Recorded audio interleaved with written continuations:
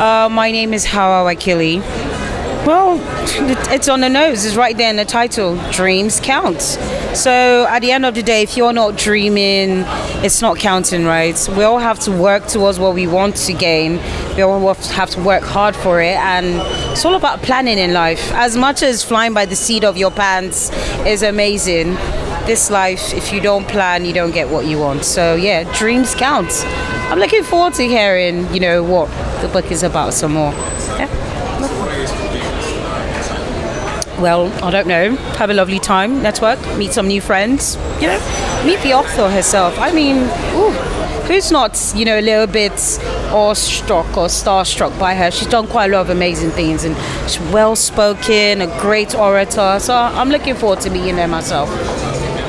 Lovely. Hi, my name is Judith TB. I'm a broadcast journalist. Number one is that you live many lives, right? And that with every journey comes another chapter.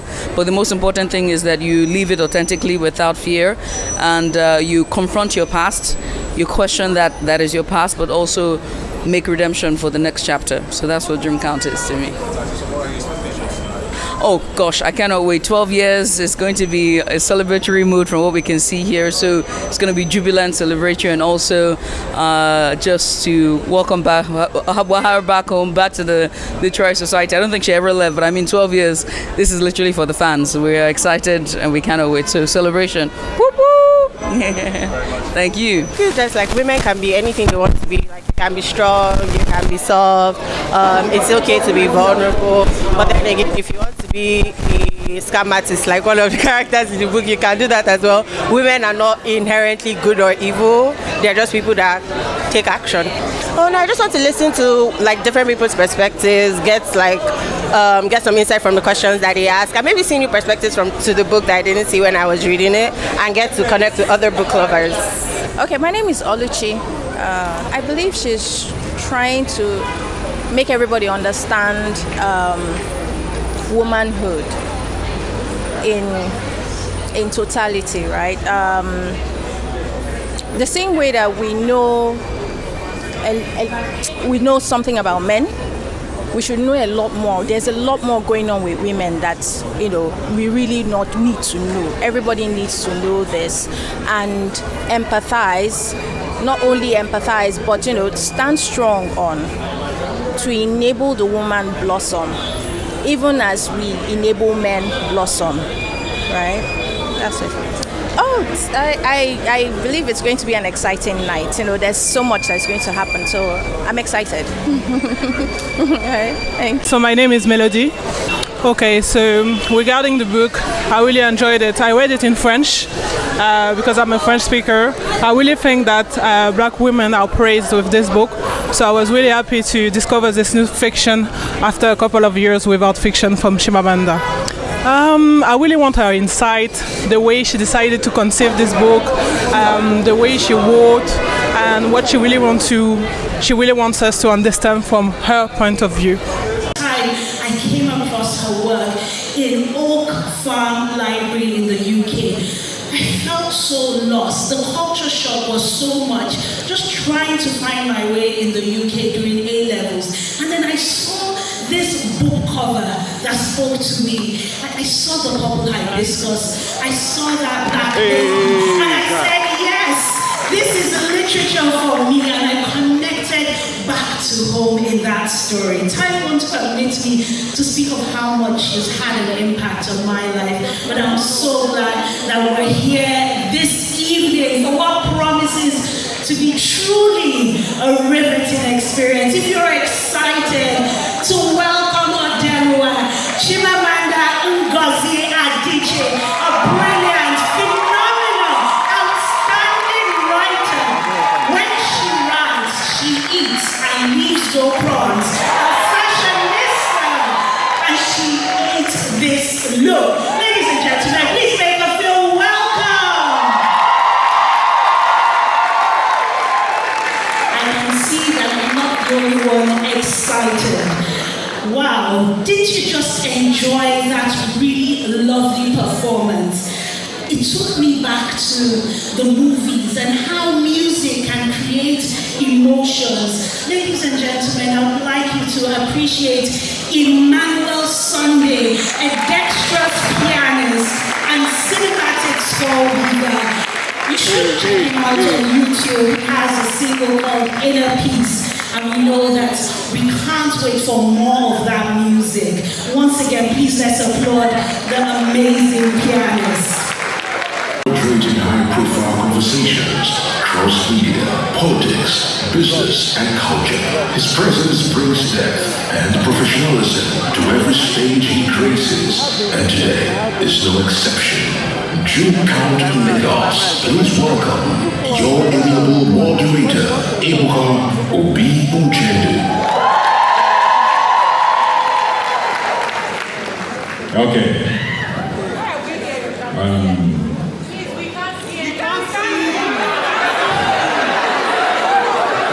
Who is blocking you? Cameramen, they are not happy with you guys. They said you should move back. Or like we say in Nigeria, you should dress back small. Good evening, ladies and gentlemen. Before I start, put your hands together if you've read Dream Count.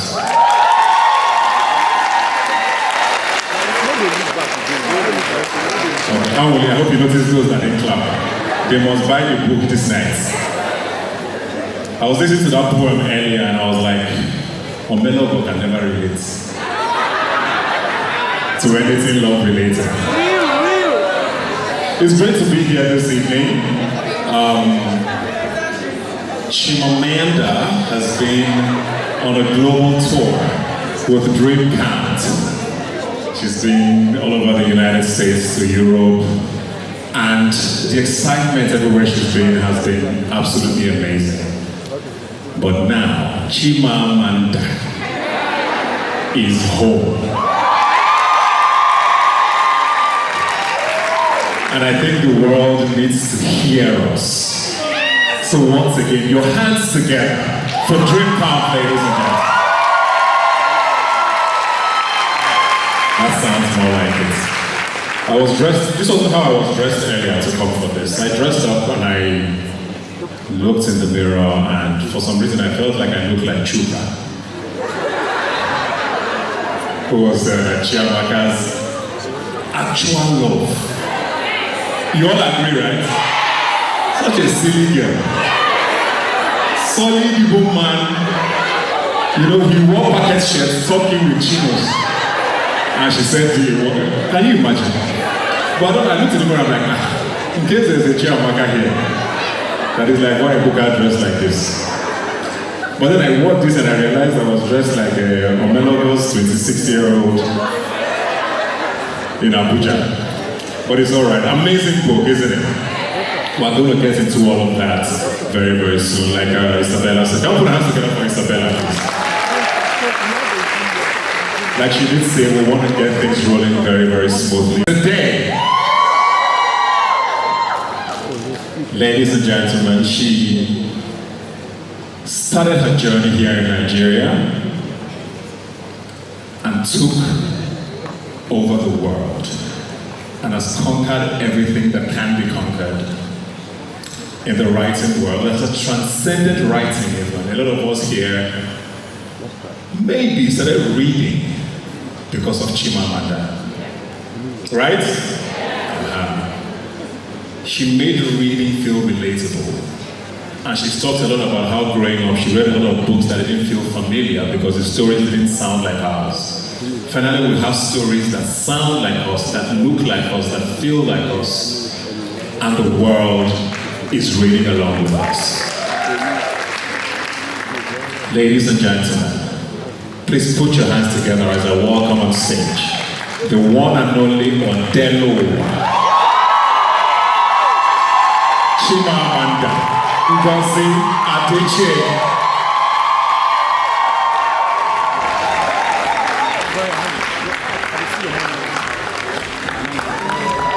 Keep those hands going, come on.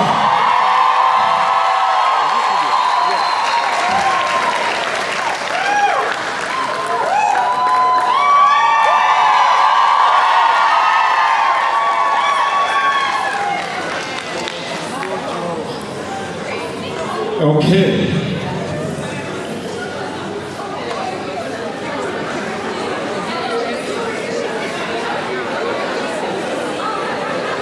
For a while, and yes, I think that there's a part of me that just wants it to be better. I think a lot of my critical views about most things really come from love. They come from, it's something I care about and I want it to be better. You know, going to a liberal arts college in the US was really one of the highlights of my life. I felt so grateful to be able to study. You know, after secondary school in Osaka, science class, you know, and I did well, but I was so bored. Biology bored me to death. I mean, you know, God bless you all biologists here. And you know, and then I started studying medicine, and I was so bored. And then going to the US, suddenly I could take classes in philosophy, in politics, in history, and I just loved that. And I think that American liberal arts kind of structure I loved. But something is changing in American academia. It's closing, it's becoming smaller.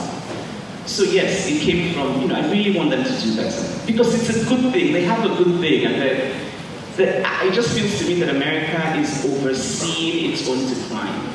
And it's sad to watch, you know. You're welcome. I don't know if there are any Americans? Yeah. I mean Americans, I don't mean Nigerian Americans. Wow. Because Nigerian Americans all understand what I'm saying. Some Americans, sorry. So back to the question I asked about the characters and, you know, why them and why write it in the way you did? Why them, again, this is what I don't know. I knew to Omelogo. I adore Omelogo. And I think there's always an Omelogo version in my head. Who is my favorite, by the way? Is she good? Is she yours? Team Omelogo. I'm happy to see that, actually. I thought Nigerian... Okay, what about cheer? Let's do a cheer. No! Please. No! She needs to do better in life. She needs to make better choices. I'm still very upset. You know, I kept reading, I'm like, maybe at the end, Chuka will come back. Chuka is married. Wait. You see the problem I'm having with you people now? Someone cannot dream again. No. And this is the second time. We are still looking for Kainene. You now broke our hearts again. Oh no. So I thought this was a happy ending. I've never done that before. No? But you know what I find? It's so funny to me because I love my people and how, you know, we're very practical people. I cannot tell you, maybe about 10 different Nigerians have said to me, Chiamaka, is she alright? Is she okay? But on the other hand, you know, Westerners will say, oh my God, I dream like she dreams.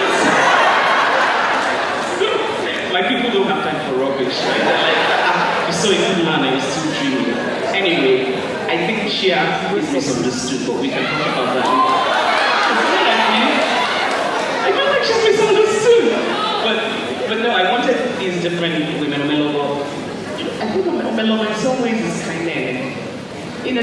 I think that's why, yes, I agree with you, but go on. So I have that person in me all the time.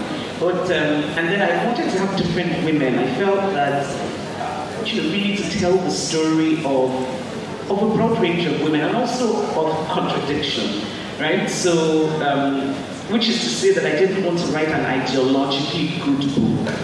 So people who talk about like feminism, I think that people who would make the case that the novel is not actually appropriately feminist.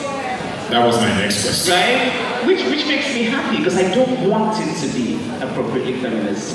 I want to be honest about women's lives, right? I want to be true. I want to tell the truth. And the truth is that life doesn't always follow the ideological paths that we want it to.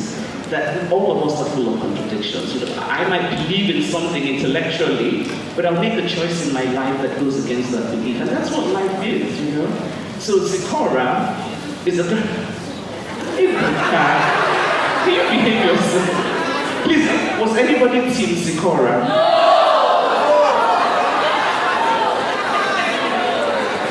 She's too needy.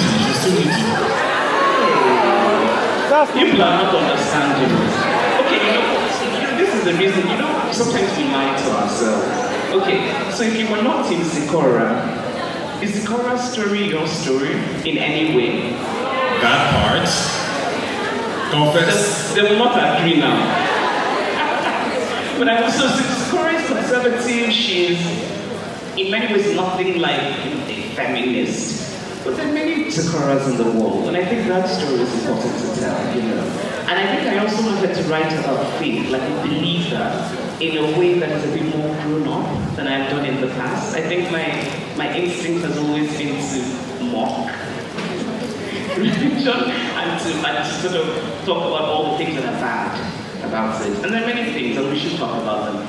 But I kind of felt, and again, I suppose this is also a consequence of grief, that there is more to it, that it's more nuanced, and that there are people like Sikora for whom faith is a great source of meaning and comfort. So I felt like So I just felt that I needed to have that read. And of course, Kajiatu, who is the closest to, Kajiatu is close to my heart. And I think the reader can tell that this is a character. I was very careful not to make her a saint, because nobody is. But I just wanted her to be a remarkable human being, because the real woman who inspired that character, I felt was treated so badly. And yeah. Sorry, do we have the questions? Can the hostesses please get the questions from the audience so that we can get to that? Before we get to that, I know we're all booing Sikora or Chiamaka or whatever, but the beauty of this book is in how relatable the characters are. For a lot of the women reading, you are either her or you know her. And I was even talking to my wife about it. Like, I would read a sentence and bust out like, this is this in my family, or it was so relatable in so many ways. But I feel like we all know that was the heaviest part of the book. I knew when the story happened in about 2011, I believe, and I remember following her at the time. And when I got to the author's notes at the end, it felt like you were talking to me, because I was one of those who saw it in the news. Of course, I knew about the IMF, Dominic Strauss-Kahn, and all of that happened with. Okay, yes. So, if you remember the story in 2011, the IMF president at the time, Dominic Strauss-Kahn, was. I wish to say allegedly, because he wasn't convicted. Allegedly sexually harassed a maid at a hotel in New York, Nafissatou Diallo, who was a Guinean immigrant to America at the time. And basically, long and short story, he walks free because they said she lied. And they called her a prostitute. She lied about her asylum application. Which means she can't be trusted. Yes. Or she wasn't a believable witness, or And it was remarkable at the time. I know he was supposed to be the next French president as well. He basically ended his political life. But he never was held responsible for what happened. And I remember at the time following the story and going, I believe her, but I tuned out, like a lot of people did, which was what we basically talked about at the end of the book. I don't know that I've thought about her since then. It was years before the Me Too movement happened and all of that. But you said it struck you even at the time, unlike it did most people. Why that? And, why did you feel the need to? And you kept a huge chunk of the story sort of sacred to her. I don't know if you've met her, I don't know if you've had a conversation with her, but why did you want to talk about that? So okay, no, I haven't met her. I didn't want to meet her. I think I might want to now that the book is out. But it's inspired by her, but it's really the part that is really true, and I changed very little, is the part where the assault happens. But everything else I kind of made up. I created a history for her. And, she's an African woman, and I think many of us Africans, this whole idea of a fictionalized life, I'm not sure we get it. So I imagine kind of meeting her, and then she would read it and be like, well, this is not my story. I don't have a sister like this. What are you saying? So I thought I should write the book first. and then of course, the legal part of the legal department of my publishing house. And you're a lawyer, Ebuka. Lawyers are just ridiculous. So they said to me, my voice can't do without us, unfortunately. I don't want to look at Ulu looking away. No, I should be more specific. The lawyers who work in publishing and who do not read fiction but pontificate about fiction. And the reason I felt so strongly about it is that I think that there are many writers who have been silenced because a lawyer who doesn't even read literature was being overly cautious. So I had some battles. And then I had to do the writer's note. But anyway, why did I? So Ebuka, you weren't shocked, but I think many women were. And I'll tell you why. I think partly because, and I think for many African women, we come from countries in this continent where this kind of thing happens a lot. The powerful man sexually assaults someone who is just utterly powerless compared to him. And it almost feels casual, and there's never any accountability. In the US, it's kind of different. And so when he was arrested in that very melodramatic way, he was already on board his flight to Paris, and the police came in and arrested him and took him off the flight, which was actually quite melodramatic. That would never happen on this continent. So it was a hopeful thing for me. It was something to admire, something aspirational. And so the reason that it stayed with me is that I was so disappointed at this kind of high beginning, and then suddenly it just spirals into the same thing where the woman is... So imagine you accuse somebody of stealing your car. The focus is on the person you accuse, it should be. But with this kind of case, it's on you. So suddenly they're asking, are you sure you're not the one who stole your car? Are you sure? That's what sexual assault is like. So this woman accuses him, and suddenly all the attention is on her. And I think for me it was so disappointing, because the message I think that it was giving to women is, if you've been sexually assaulted and you expect to get justice, then you better be an angel. You better. So I want to know, is there anybody here who has never told a lie? There's someone whose hand is up. He just told a lie. And so this idea that a woman, the lie that she allegedly told had nothing to do with the sexual assault. And I just found it, and I think that lying on an asylum application is something that, and obviously not to excuse it, but I think it's something that's entirely understandable. Right? You're desperate to create a better life for your daughter, you want to go to a new country, and so maybe you tick the box that's not entirely true. But to then say that because of that, you're not a credible witness for sexual assault in which there was physical evidence, just seems to me, just not just, immoral, just wrong. So that's why I stayed with you.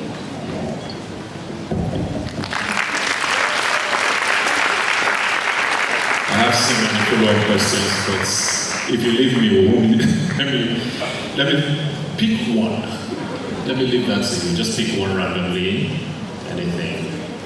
Yeah, that looks really long. Someone wrote a novel. Chimamanda, I got my copy of Dreamtown from a bookstore in the Netherlands. It was gifted to me by a very good friend, and it is a gift I really appreciate. It would be an honor if you could help me appreciate him in a short video. And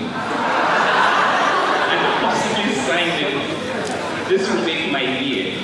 From Chikweze. And then Chikweze adds, I'm taking this shot because all the shots you don't take are the ones you miss. Look at that. Why is Chimamanda there?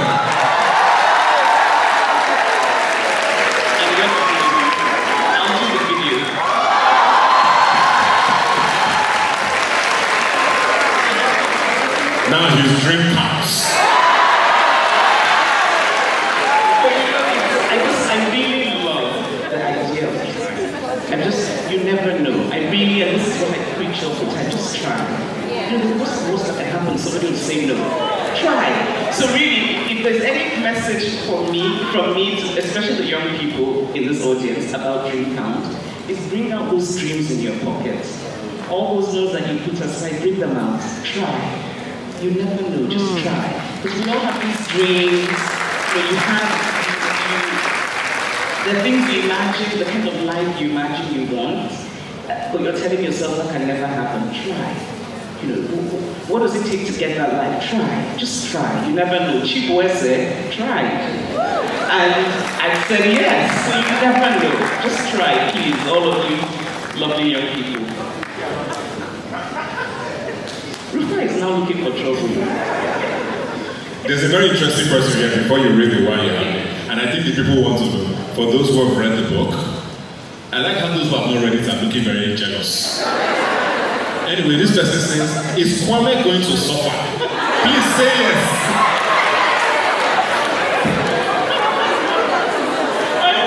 I love my people. There's a woman in the back who's like, what nonsense? Life is somehow. He will suffer.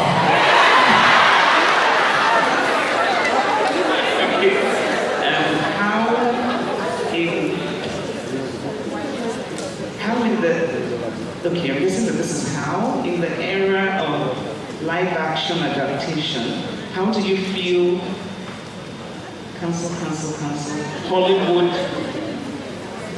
the preference of casting African American or British American actors as your live action character? Is it something you feel strongly about? P.S. Love you. Love you too.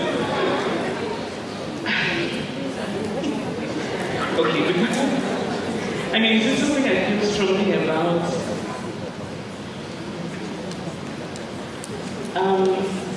But we're only going by one adaptation, right? Have to be answer. But I think I want to say something before I respond to this, which is that first of all, I think books are so much more important than films. And especially when both exist. In other words, people, I cannot tell you how, I just find it really, I don't have a lot of patience for people telling me, oh, I'm so excited, your book is going to be a film. Because I think the thing that is really worthy of excitement is a book. And so, I don't actually spend my time, it's not a dream that I have, it's not one of my dream counts to have my book be adapted. But I'm also going to be very careful about this one. If I ever give the rights to anybody, it has to be the right person. And I think for me, the right person would also be somebody who knows how important it is that African characters be represented by Africa.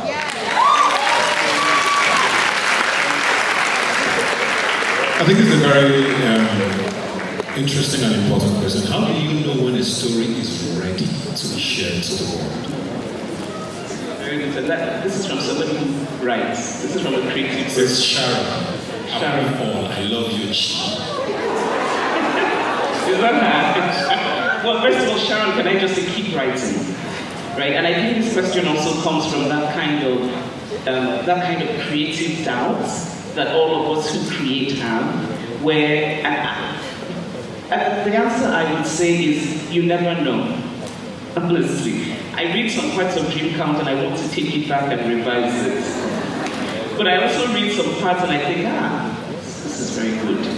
So I think you have to, in some ways, when you're 75% sure, that's good enough. You're never going to be certainly sure that a story is finished. But I also think that maybe this is a good thing in terms of creativity, which is to say that there's a kind of certainty maybe that's not that good for creativity. You want to have a small space of uncertainty, because that I think can bring, more depth to your work. So maybe don't think too much about make sure it's ready. Do the work, do the right thing. Write. wish you all the best. All right, before we go on with a few more questions, let's take a look at this video.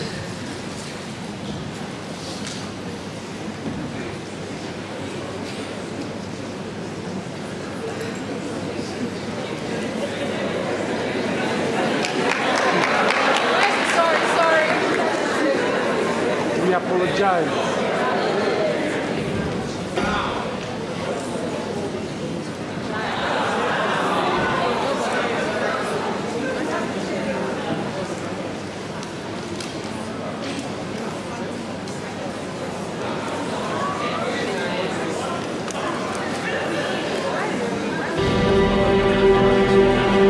Literary sensation.